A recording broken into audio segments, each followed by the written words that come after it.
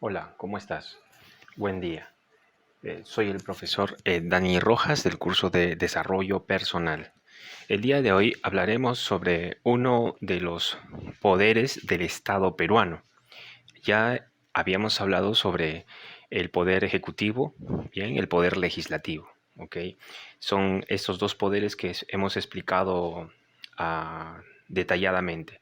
Bien, el día de hoy hablaremos sobre el tercer poder, que es el poder judicial. Tengan en cuenta que estos tres poderes son independientes, son autónomos. Ambos tienen sus propios reglamentos, sus propias leyes, pero tienen, tienen ciertas funciones.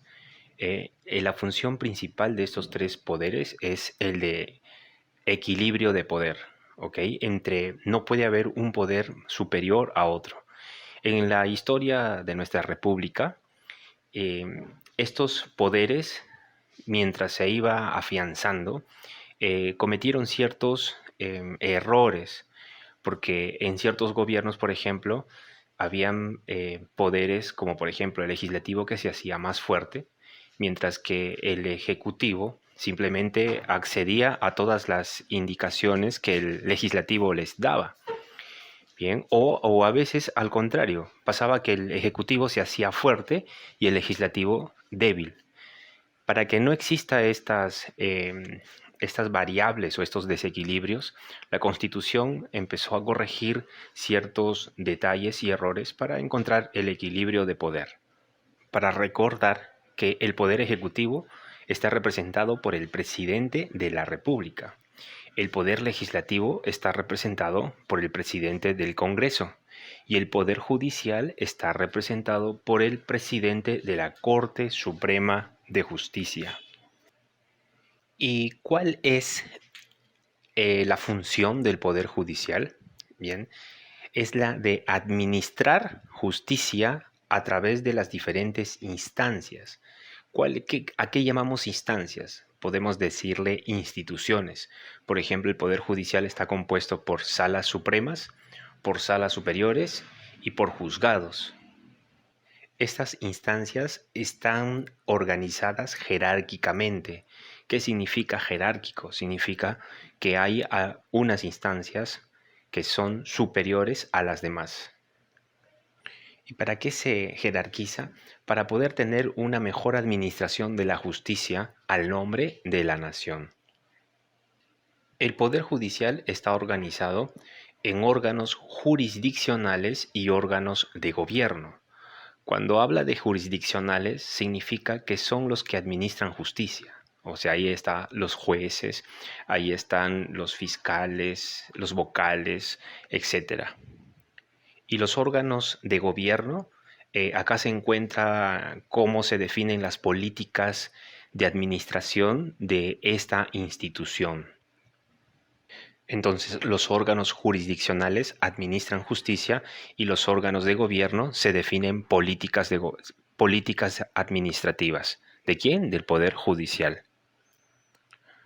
El Poder Judicial está dividido jerárquicamente en la Corte Suprema, que es la más importante, la superior, las Cortes Superiores y se encuentran los juzgados de paz letrados y también los no letrados. ¿Qué quiere decir esto?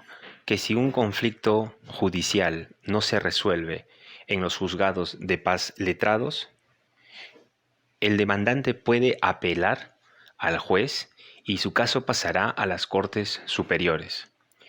Si es que aún no se ha podido resolver en las Cortes Superiores el caso del demandante, él puede solicitar y apelar y va a expresar su caso hacia la Corte Suprema. Y esta es la última instancia. Ya no podrá apelar hacia otra institución o a otra instancia más.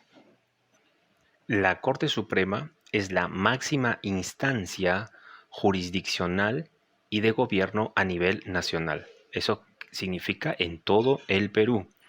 No habrá otra instancia superior a la Corte Suprema, siendo su sede en el Palacio de Justicia. Todos sabemos dónde queda el Palacio de Justicia, ¿cierto? Está ubicado en la ciudad de Lima, el centro de Lima. El presidente de la Corte Suprema es a la vez el presidente del Poder Judicial.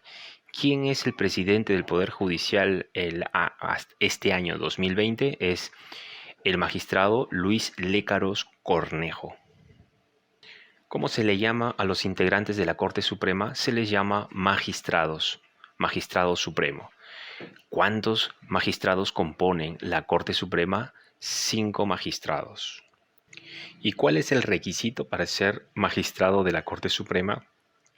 Es ser peruano de nacimiento, ciudadano en ejercicio, ser mayor de 45 años y tienen que haber sido magistrados de las Cortes Superiores o fiscales superiores durante un periodo de 10 años y haber ejercido la abogacía